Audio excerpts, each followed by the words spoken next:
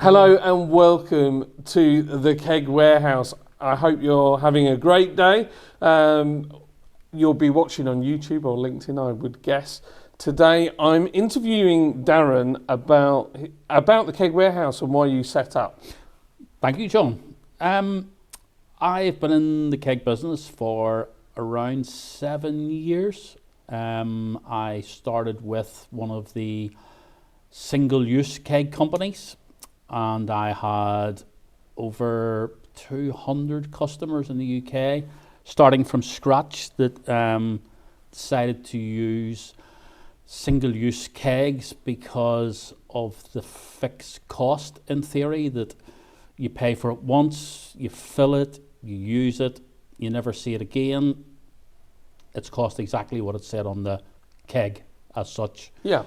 As times went forward during my time there, a lot of customers said they didn't like the single-use throwaway plastic, and they wanted an alternative keg where they still wanted the bag system to keep the beer or cider or cocktail even fresh. But if they could get a keg with just a replacement inner bag, they would really like that, which is something they didn't do. So I left to look for something, and during that time I was approached by Brewed, Johnny and Deborah, who are still good friends to this day.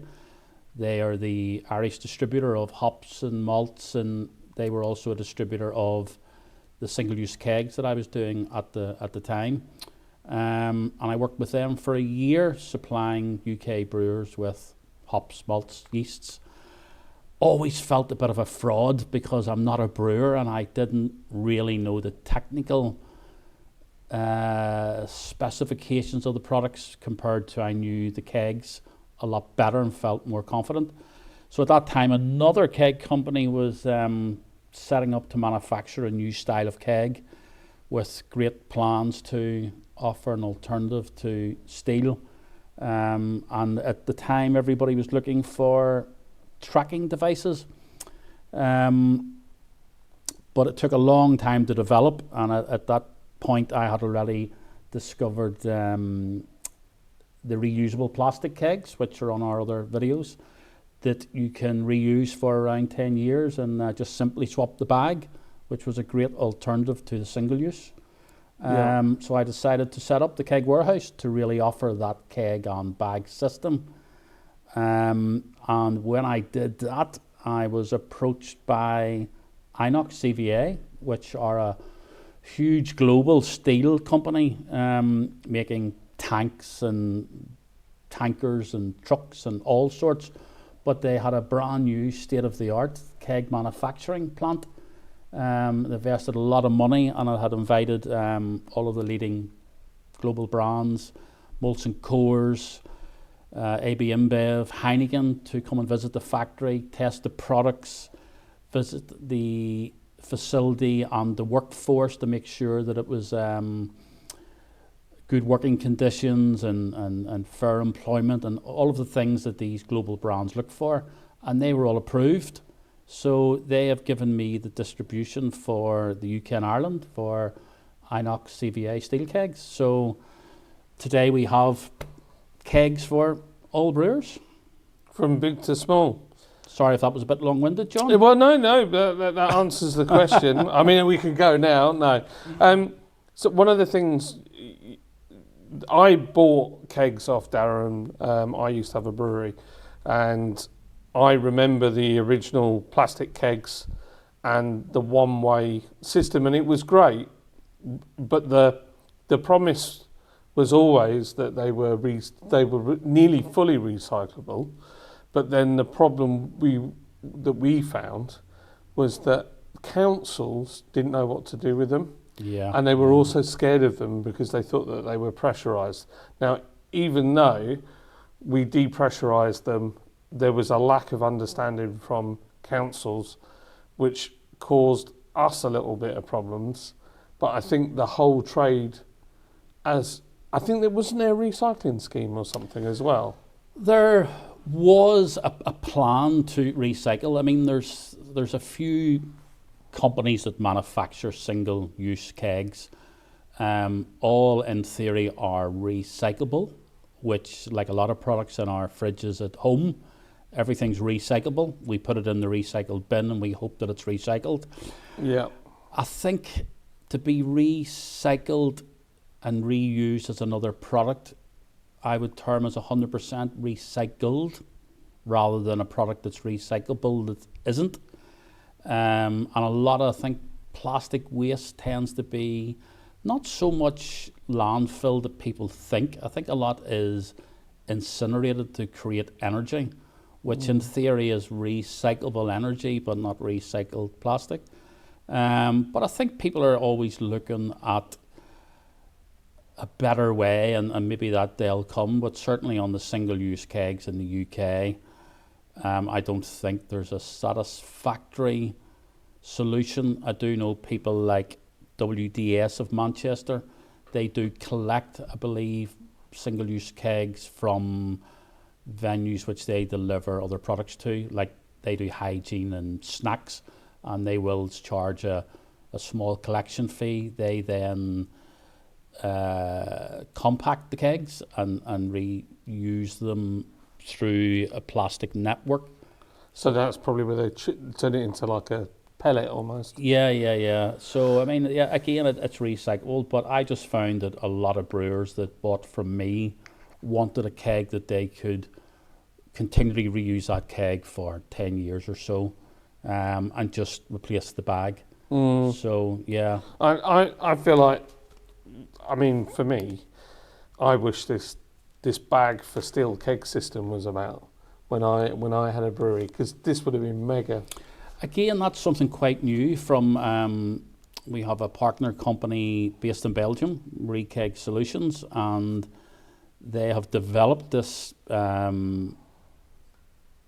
plastic bag system for steel kegs, because not only for brewers that don't have a keg washer, so can't clean a steel keg properly, but sometimes there's a shortage of CO2, which also happens in this country, and suddenly there's no CO2 to dispense beer.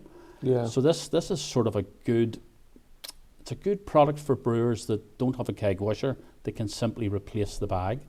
But also it's a good backup for big brewers that if there is a shortage of CO2, or they're maybe selling beer into a country that has a problem with CO2 again, they could ship them in with bag and keg. They are being tested by some of the well-known global brands, and we only supply the UK and Ireland with this product, but I say our partner Kurt in Keg Solutions is speaking to people in Europe. So I hope to see this grow as a new 100% recyclable. Yeah, like genuinely. Yeah, look at it. It's made from a percentage of recycled material already. It's then sterilised and vacuumed, ready to use. And at end of life, it's all the products are 100% recyclable again, so it can go in people's normal recycle process. I think it's a great idea, and also it doesn't necessarily conflict with the idea of having a steel keg.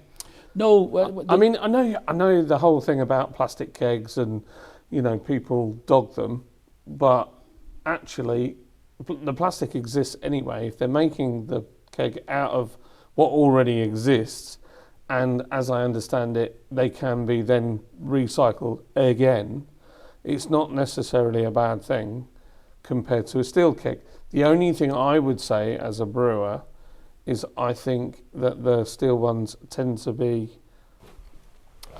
Sorry, we had a bit of a technical issue there. One of the mics decided that it wasn't going to work, so it decided to go off. So we had a little break, comfort break they call it now. Comfort break? Yeah, okay. That's the new thing. It's not a content break. No, they call it... yeah, it feels like it. We have filmed a lot of videos today. What we were talking about is those early one-way kegs and how the market has moved on now to having these, like a bag system or a more than one used use keg.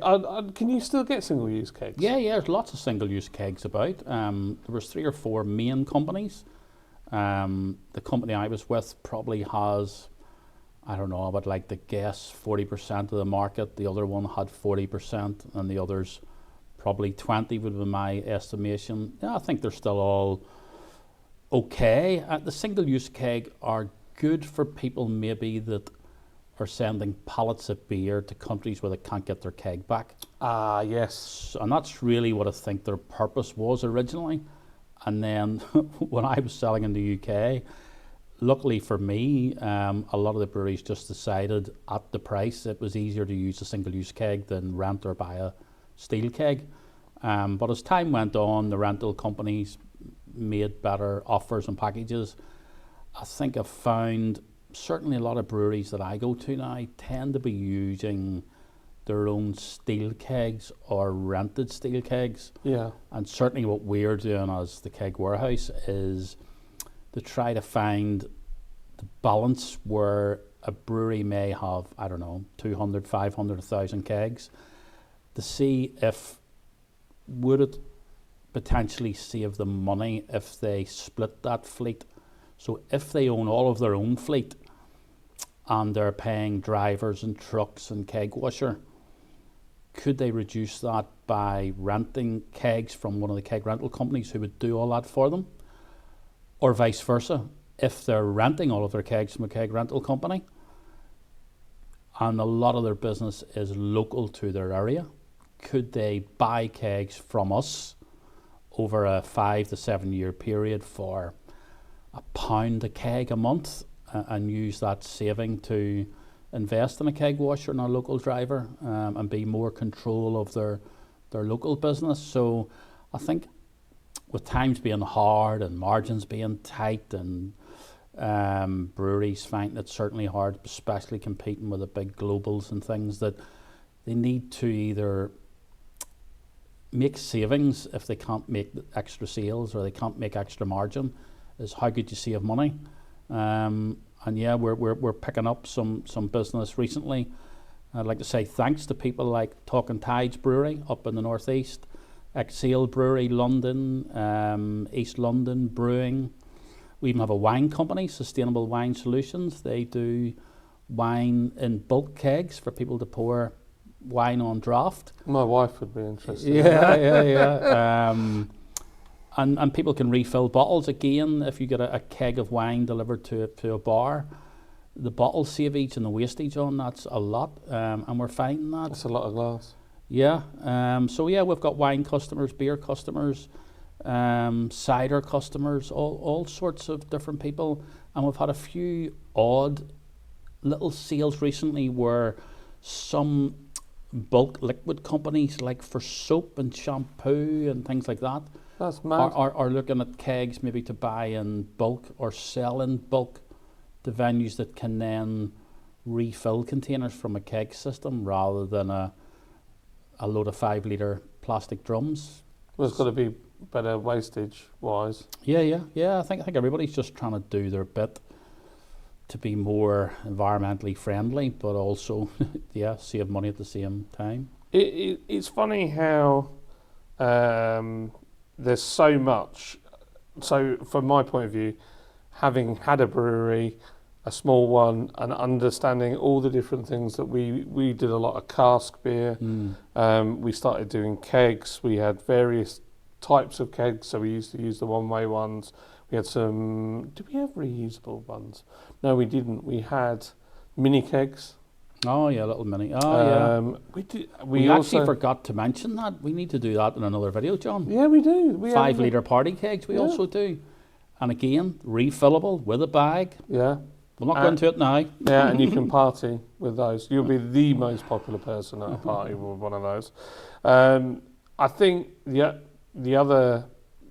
Yeah, what I was trying to say is there's so many things now with the keg market that's moved on since I've been out and come back into the trade. I'm absolutely amazed about the whole, how these have come on their own. Yeah. That to me is mega for a smaller brewery. I think it's very easy in any industry to stick with what you know and don't fix if it's not broken. Yeah. But I think it's good to see people like Rekeg Solutions looking and investing in new products, because people are frightened to invest in a new product and put the money in and then find it doesn't work. So like all successful famous companies, like people like Virgin Airways, for example, or Apple, Steve Jobs, people like that, who thought we can do this better. And I think the same applies to the keg business, that there's always going to be people looking for new ways to dispense different types of not only beer but any type of liquid. And again, that's your first question. Why did we set up the Keg Warehouse? To offer more than one keg solution, really. Yeah, and I feel like one of my issues was when I was buying kegs or casks, there were so many options, but they were spread amongst so many different companies. Yeah, you would need 3 or 4 suppliers for one keg solution. That's it. Yeah. And the biggest problem was I was a noob. I came from the motor trade. I didn't have a single contact. So the only people I knew were the people that I spoke to. And I think that's one of the things for me that was difficult. So I mean, without getting into it, the amount of times we had our hands burnt by various suppliers in various areas because we didn't know, and then other brewers after said, oh yeah, you don't want to get off that, or don't buy these, or and you know, we didn't realise, and I think there wasn't anyone doing what you do now, where they offered lots of different options. No, I think a lot of the suppliers, especially like long established suppliers and companies in the brewery trade, have had the same supplier for a lot of years, and that's their exclusive product, their exclusive distribution. And I think I was quite lucky, to be honest, lucky and a bit of research to come across people like Rekeg doing a reusable plastic that wasn't available in the UK. There have been a few similar type of products, but I think this was certainly the best one of that type. And then to meet Inox CVA at actually Nuremberg at one of the beer exhibitions a few years ago, and not do anything with them at the time, but actually connected through LinkedIn and just liked and shared posts for mutual support in the keg business. And then when I had sort of advertised that I had left one of the companies I was working with, they got in touch and said, look, would you represent us in the UK? And I said, it's a fantastic product, fantastic company, and as I've said in some of the other interviews, just don't take our word for it. You know, the global brands approve them, and the certificates of the ISO.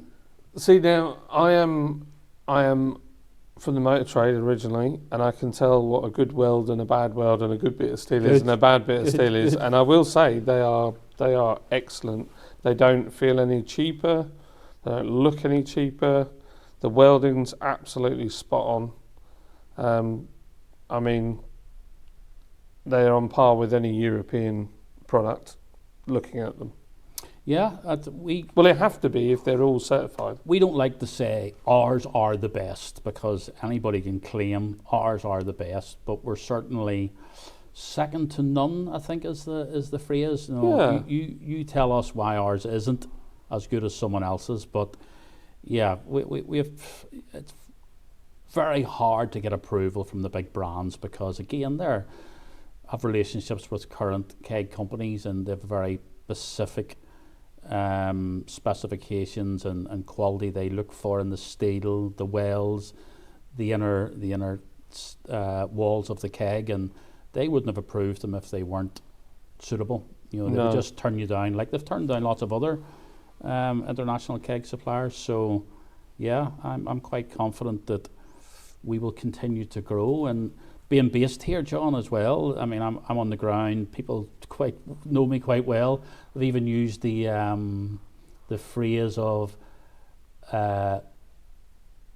mention anything to do with kegs, and Darren will pop up like a genie out of a keg rather than a bottle.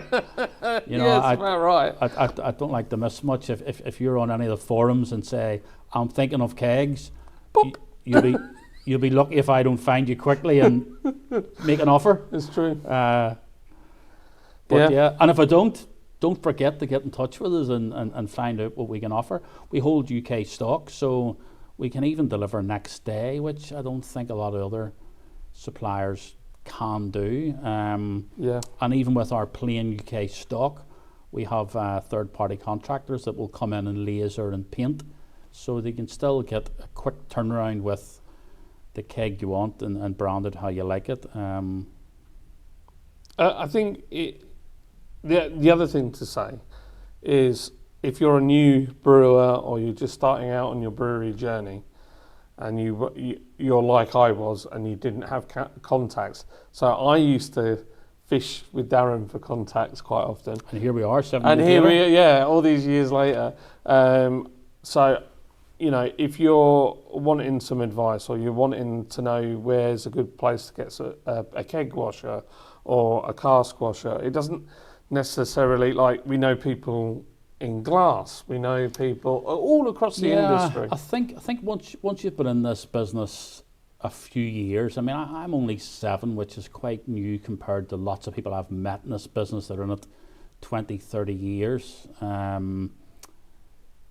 think once you're in it a few years, you get to know who's reliable and who gives a good service and who gives a good backup, where people that float in and out of the business for a year or two, you know, they're just in for a quick sale and gone. And that's why I probably stayed in the industry. And even or they come in to have a go and find it's not an easy industry. And then they leave again. Yeah, I mean, I feel pretty well established now, and know most of the main people in the industry, from the Murphy and Sons to the Charles Ferrams, the Getter Brood, and the rental companies like the E-Keg and people like that. And we go to all the fairs, the Beer X, the London Craft Beer Festival, Brew London, Brewers Congress. We will be at all of them. So if you're looking to find out more and you're not just ready yet, look out for us at the festivals. And I always wear a branded jacket, so yeah, I'm hard to miss. And I have a very simple message on the back: we sell kegs. And even though some of our competitors laugh and go, "Oh, we sell kegs," like, how obvious. Yeah, but when I'm walking around with 300 or 400 people, I want to know everybody behind me can work out what you're doing. Yeah, might come up and say, "Oh, what keg do you sell?" So yeah, I have one that says, "Do you need a hug?" No, I don't. I don't. Well, I think, yeah, what I was trying to get at is, if you're new in the trade, don't be frightened to come and speak to Darren, or if you see me floating around at one of the shows, come and chat with us. I wouldn't recommend anybody that I wouldn't trust. I mean, we work well with a label company who do all the print and design for bottle labels, can labels. They do all our banners. Our roll-up banners are from APS Graphics in Swindon, Dave Nutley. A lot of people will know.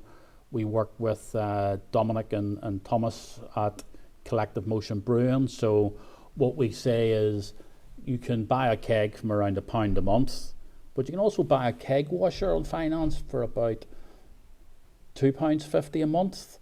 Obviously plus a bit of labour, chemicals and electric and whatever, but you can still run your own keg fleet quite cheaply. Who else do we deal with? Suppose we would recommend Festival Glass, if you wanted branded glasses. We mentioned branding your own kegs, so we also think, brand your own glasses, whether it's your tap room or a good customer that you want to encourage to buy more of your beer. Get some branded glasses from Festival Glass and give them away with your beer. It makes such a difference to have the right glass. A good example of that, John, I think I mentioned last night, we've just done a delivery of branded kegs to Talking Tides Brew Co. up in the northeast. They also have another brewery in Leeds. And he put on one of the forums last night, "I'm looking for branded glasses." So I couldn't help comment and say, check out Festival Glass. I told you today, because you also know them, you rang them to say you need to speak to them, and they said, "Oh, we've had an email."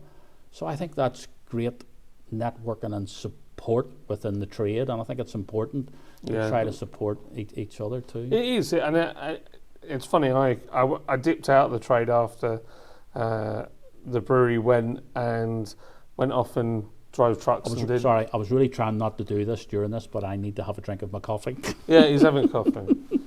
We're flagging now. It's towards the end of the day. We've done a lot of filming, but yeah, I went out of the trade. I suppose it should have been a beer rather than a coffee, but we're both driving, so yeah. I went into trucking, and my word, that is a hard industry. Reminds me very much of the motor trade, and then coming back to brewing. It was nice. It's like a completely different group of people. I suppose I can understand that. I think the brewing trade is still very hard and very difficult to earn money. And be successful and maybe sell out like people like Beavertown, Camden, Brixton. But it's definitely fun. You know, you were with me at Beer X recently. There was 4 of us on the stand.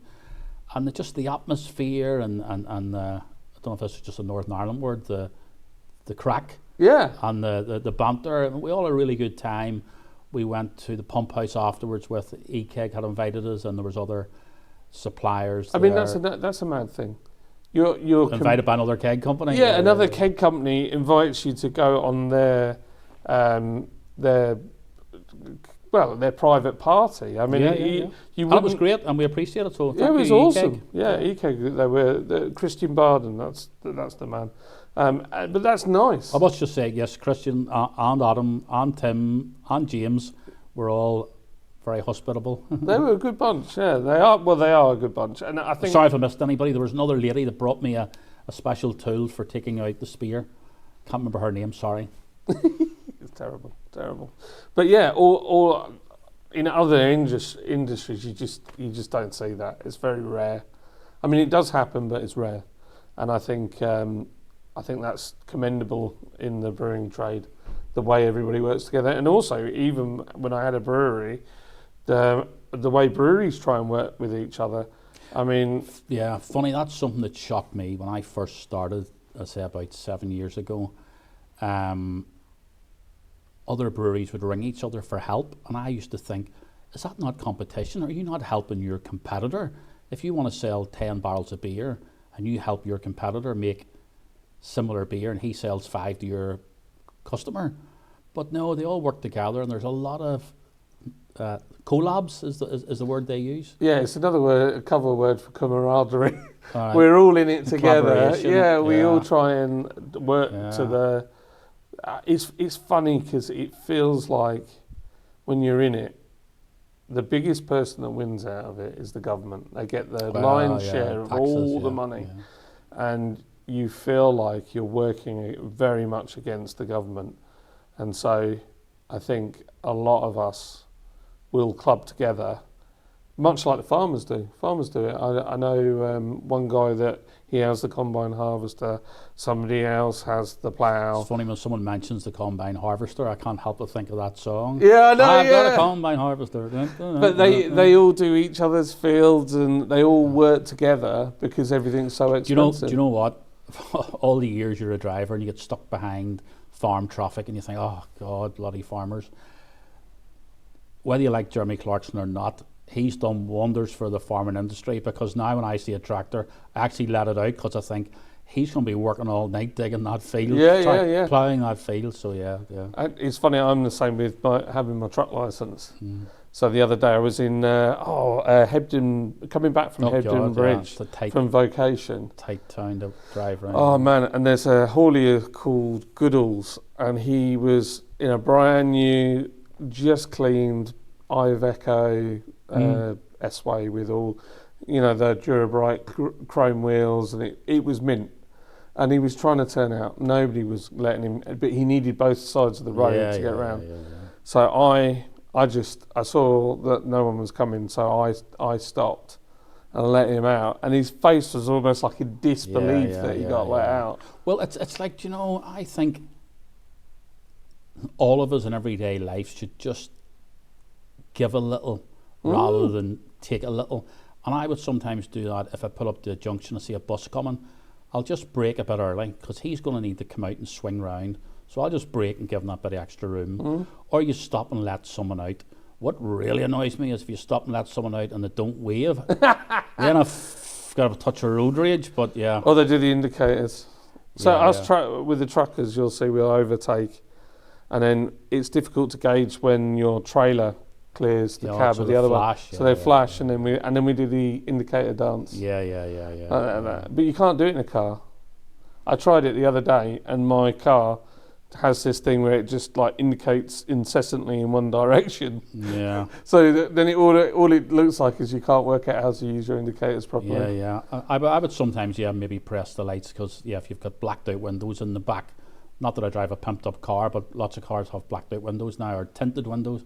I'll sometimes put the hazards on as a thank you, meaning you probably can't see me wave, but yeah. But it's true. I think there needs to be, across the board, it wouldn't be a bad thing, is it? If everybody kind of just simple things like let someone take that parking space. Yeah. Don't try to ram in before they do, or if you're rushing to the front of the queue, let someone go in front of you. It's not going to ruin your day, being first of everything. Although, if you're in a queue and then you get your money out, once everything's gone through the till, you might find they get upset with you. Yeah. It's like, was it a surprise that you're going to pay for that? Or they're stood near the till with one item and you say, would you like to go in front with your one item? And then they call their husband with a trolley and you're going, no. I thought you had one item. I didn't know you were waiting on your husband with a trolley. So what we're saying is be kind but not too kind. Yeah. Don't let people take advantage. It's true. But yeah, do you think you're going to add some, getting back to brewing? We went on a tangent there, didn't we? We drift. Do you think you're going to add some more products? I'll just like to say on that last comment, one of the reasons we're doing this is the old-fashioned sales theory. People buy people. So I think, we can't always be about work and business. So we've got some product videos. We can tell you all the ins and outs. If you need to know it, we can provide all the certificates and specifications. But really, if you want to find something out, or you like what you hear, or you think they seem good guys, give us a ring or get in touch. If you don't, if you think, oh God, those two, I can't stand them, go and buy somewhere else. I'm very much Marmite. No, it's one of those, isn't it? It's very much, if you like somebody and if you're like, ooh, it's like those people you shake their hand and they feel like they're dead inside. I don't know if you've ever had that experience. I was brought up with a bit of a good firm handshake with your right hand. However, I do have a very good friend for many years that doesn't do that, and he's still a great guy, so I think there is an exception to that, but it's not necessarily the firm handshake. It's that, I don't know, sometimes you can, there's some sort of weird, like you get a vibe and you're like, I don't know if it's just our age bracket, but you do sort of remember old-fashioned, I wouldn't say tips, old-fashioned tips, like look someone in the eye and shake their hand and stand up to shake a hand rather than sit down and shake with your right and not your left and just old etiquette. Etiquette and just not old, but general manners, just please and thank you. It costs nothing. It's a second of your time. Do you know though, I am terrible for standing up when somebody comes over. Because once I've got you get comfy, you don't get up. I don't want to get up. Right. I'm like, that's why I look this way. You see, people, if you're watching. We started off really well with this. We've now turned into two old blokes like the Muppet Show. We have, those two old blokes. It's when I were a lad, so most people probably won't get to this stage. You've probably turned off by now, but if you've stuck with us, thanks very much. You must have nothing else to do. It's true. It's true.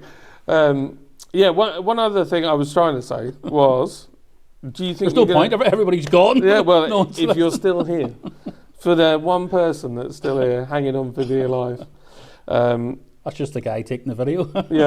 Are you going to add some more products to the lineup? We're always looking. I mean, being independent gives us that option. I mean, I was offered a couple of positions to work with other companies or represent companies, and even Inox CVA said, look, work for us, be our man in the UK.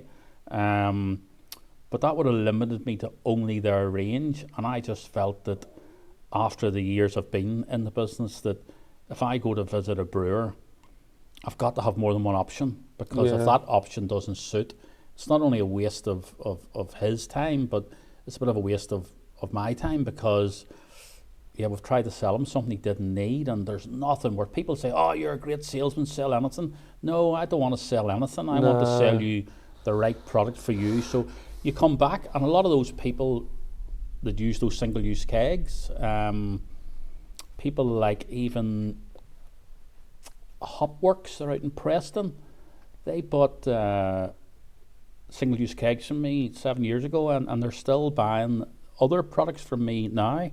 And that's just one springs to mind. There's lots of those. But see, that's a classic example. Because I didn't sell them something they didn't need. Yeah, that's it. And now, there might be somebody that's using a plastic system that wants to move into a steel system. You've got it. And even going back to Gitter Brewed, when I sold yeast and hops and malt, I'm not a brewer and don't know an awful lot about it, but I believed what Jonathan at Gitter Brewed told me. This is the best malt, this is the best yeast, we only sell good products.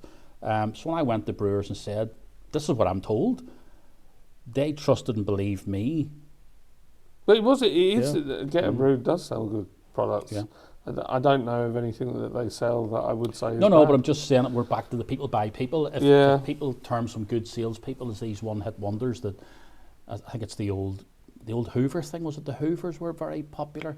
People then sold you these super duper Hoovers that done everything, cleaned the bed and the floor. Yeah. Oh, they're great salespeople. Yeah, they sell it once, you never see them again. Yeah, what were they called? They'd come in your house and you couldn't get them to leave. Blooming egg. Oh, I can't even remember what the brand was called. The Hoovers were... if you know the brand, leave it in the comment below. Yeah, true. They were a hard sell. Yeah. And they wouldn't leave. And they weren't Hoovers. They were Hoover's a brand, but a vacuum cleaner. Yeah. They were like thousands. Yeah. Mad money. I know people who bought them. I didn't. But that's my point. They're meant to be good though.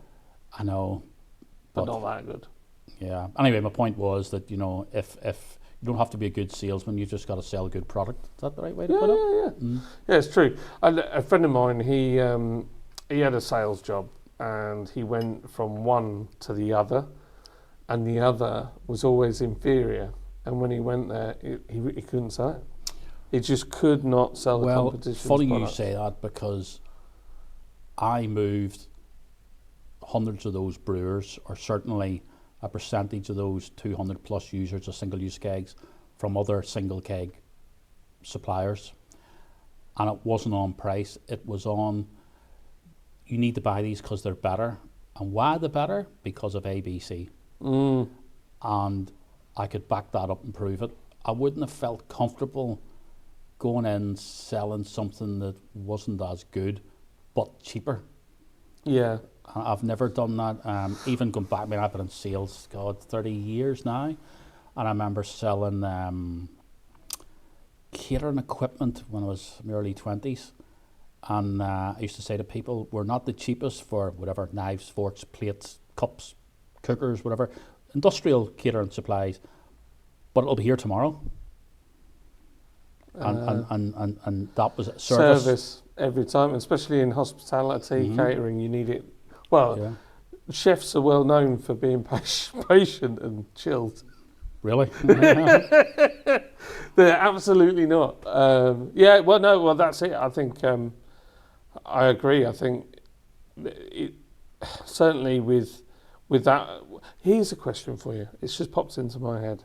I don't know if we can leave this in the podcast, but because it might be controversial. one of the products. Not about Trump, is it? No. No, okay, nothing like that. Checking, no.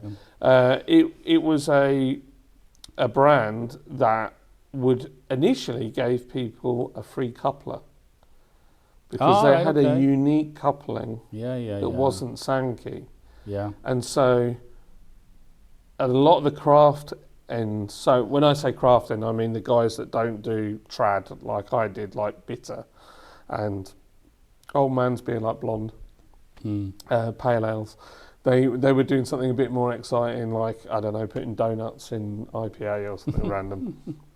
And they came into the market from Europe.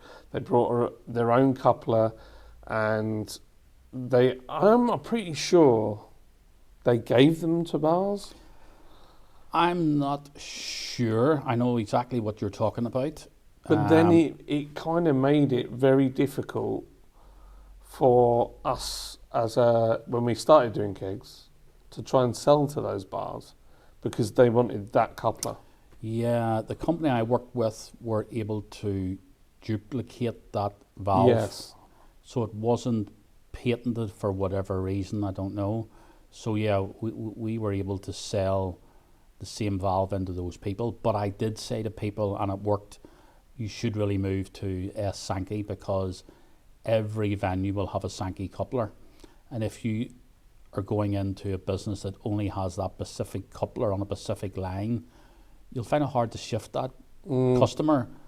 But if you try to sell your beer in with a more popular coupler, you have a chance of getting it in. And if it works, then you can afford to give them another line or another Sankey coupler, which we ended up a lot lower cost, yeah. So I think it was Brewfit down in Huddersfield, our local supplier, and Barfit actually, which in fact it's probably Barfit I bought them for.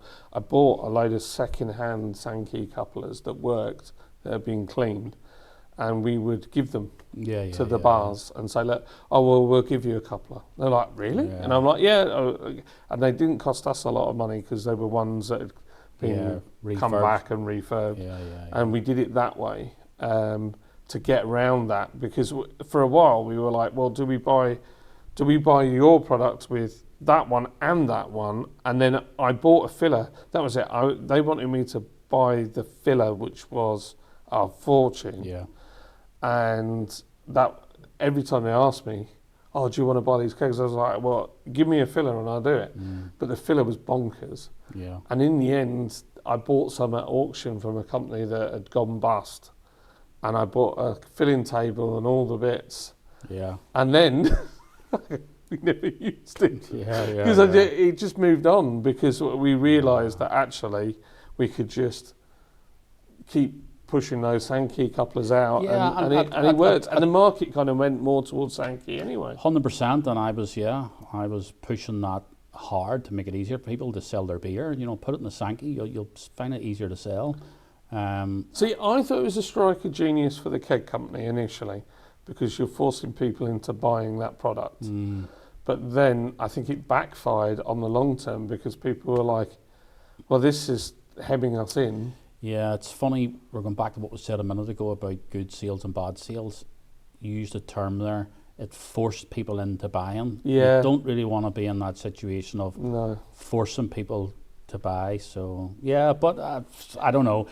Is the difference... We'll not get all of the keg business in the UK as a supplier, and nobody can.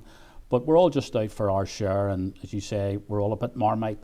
Some people will buy one system or buy another system, or buy a type of keg, or rent a keg, or buy a keg. But yeah, we're all just out there trying to get our share and give a good service. And I think one thing I learned over the years is there's a difference between somebody that tries to extract money from you and somebody that actually wants to provide a service.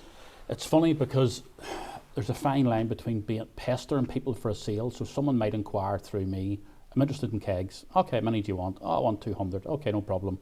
Here's the price, here's the delivery, let me know. Nothing for a week. Ring them back up. How's it going? You're interested in kegs? Yeah, I'm still interested, right. Do you want me to give you a ring next week or when? I'll be a couple of months. Okay. If you don't answer the phone or the email or whatever way we're speaking nowadays, I'm going to keep trying to contact you because you were interested in that. I want you to have our product. But you just have to tell me no, or you've changed your mind. But if you don't tell me, I'm going. We went off on a tangent and we've put the world to rights. And thank you, Darren, for letting me grill you. No, it's been good, John. As I say, we've known each other for about 6 or 7 years, I think, from you first bought some kegs. It's actually longer than that. No, I don't think it is. It is. I think it is because we started in. When we bought, or when we first met I've you. lost track of how long I've been doing this. I'm sure it's about 7 years. Is it not 2015? Or was I in it just before you then? Yeah. I'll tell you why. Okay. I was talking to another good guy, Alan Owen, at a big well-known brewery that's been publicised a lot recently and just got took over. But I was chatting to him and I said, it must be 7 years. And he said, no, because I only started here 6 years ago. And I thought, oh wow. So I said 6 or 7. So it's 6 or 7. So you could be 7. 2015 I started. No, it definitely was 2019-ish. Yeah, 2015 we started Yeah. with the idea and got it rolling. I think I started Kegs 2019, which is 7 years ago, so it was about then. So I technically, mind you, I went away from the trade and come back, so we're probably about the same amount of time Yeah. in the trade. But it's funny how, you meet people in different businesses and you lose touch with them and don't bother staying in touch. But we did stay in touch and, Yeah, we did touch base. had a bit of... How are you? What's going on? Yeah. And then strange that we both ended up back doing what we're doing. And then, you've done a lot of work at BRX for us with social media, and our numbers jumped by 300-400% more in that week with videos and interviews, and now we're on YouTube and TikTok, and I'm talking on camera where I always used to post stuff and comment, but I never actually spoke. I was a bit paranoid about people saying, what, I can't understand them. So but now I'm starting to talk too much, I think. No, it's good. That's it, and that's what I'm here to do. So I try and help people move their businesses forward, and I enjoy actually seeing the brand move forwards and being part of it. And it's awesome. I love it. I hope that we stay working together for a long time. And I think I've said to you, any events that are coming up, like London Craft Beers July, I've mentioned to you. Brewers Congress is the end of September at the Big Penny. Brewers Journal. Big shout out to Josh and Tim. I'd like you to go with us there and do some interviews and videos and promote us and promote others that we recommend and promote the events, just to keep that interest in the craft beer movement, for want of better words. Although the new term is the indie beer. So this week is the indie beer week. So instead of going for your usual pint of some Stella of the big, Artois. no, not mentioning any names, but if you go into your pub this week, ask them for something indie, independent. There should be maybe a label or a bit of promotion on in some of the local pubs and stuff. Yeah, quite possibly. Indie beer. So give it a go. Yeah. And I'm enjoying it. It's a new venture for me, and I'm enjoying it. I keep buying gear. That's the problem. It's very addictive, this social media thing. I said to Darren, as in gear to record and not the other type of gear. And edit and So I've ended up buying. I built a brand new PC that's just an absolute monster for editing. I've got extra mics. I've bought different bits and bobs, and then even today I said I need to get a new tripod because I saw so. It was the lads from Get a Brew's setup was sick. Yeah, I was like, man, I need a new tripod. Mine's not going to go. This is it's a very basic one, and I think their tripod is like 200 quid. It's nice. Yeah. So I'm starting to get that gear envy. Well, I don't know. Frugal, that's my word. I heard that in an interview the other day. Frugal, be frugal. Yeah, well, I'll try. That tripod, there's nothing wrong with it. Nobody can see it, and it's done the job. Anyway. Right, anyway, we're going to go and get some food and some tasty beverages. Well, for those who don't know, I live in the northeast, quite near Durham, Darlington, and one of their local specialities I mentioned earlier is called a Parmo, Parmo. I think we're going to find John one to try. I have no idea what it is. So see you later. Have a good one, and check out the Keg Warehouse. Cheers.